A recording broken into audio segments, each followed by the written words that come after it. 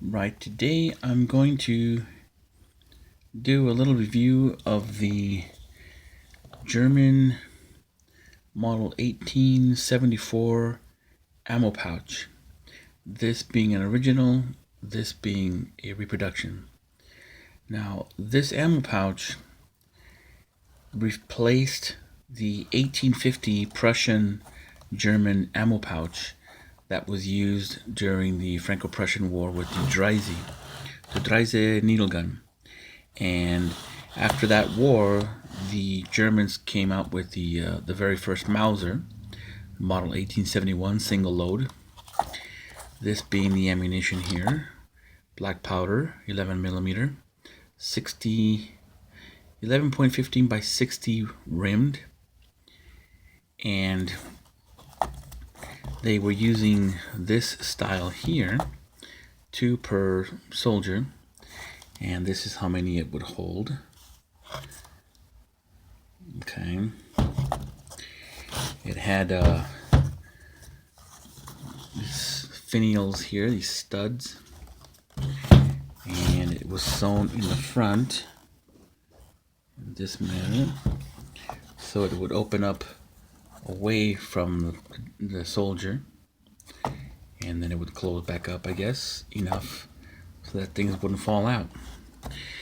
Now, there are several pouches available for these different periods of the German, what do you call it, the 71, 7184, the Commission, and of course the Gewehr 98. But this here is the very first one to replace the old model 1850, and this here is actually the reproduction of it.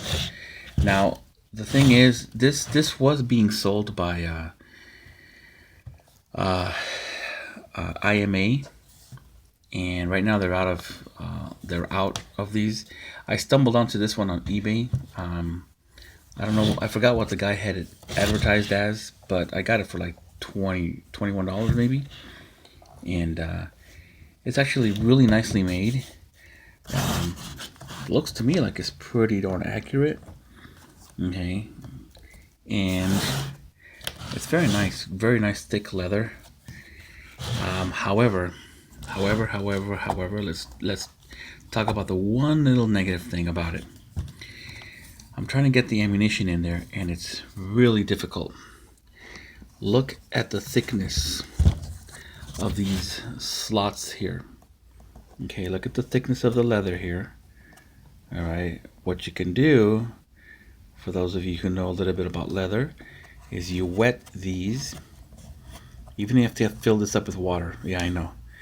And leave it in there for 30 seconds or whatever, and then you shove your ammunition down in there real hard. Shove it in there, and it'll hold the frame of the brass, or it'll hold the shape of the brass a lot easier. That's the only thing I really see that's different from the original.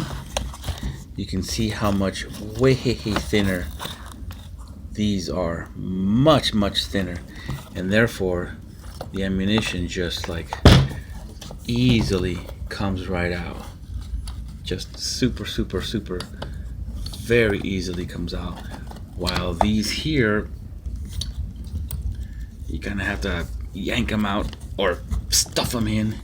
This one I can't even get in there deep enough to get it to close. This thing won't even close. That's the only thing that I would say that's maybe not 100% correct. It's really nicely made though, very nicely made. It's just that, like I said, because of the ease of putting the ammunition in there, that's about the only thing I would say. Maybe make it thinner. Now, these here were, if you notice, what these are is you've got 2 corners of leather, and then they put another piece of leather over it, and they sewed that in there, and then of course they would come around and cut the excess leather. that's how they did it. You know, it wasn't just one piece of leather connected to or on the edge of another one. They over that they would put another piece of leather like over it. Okay, so that's how they did that here, and they did a pretty good job of it too. You can see, let me see, come on, there you go. You can see that where these two pieces of leather meet, they then put another piece of leather basically like this. Then they sewed it, and then they, once it was sewed, they would come around and cut the excess, cut the excess off so that it ends up like this. And that's exactly how the original was made. So this is pretty nice.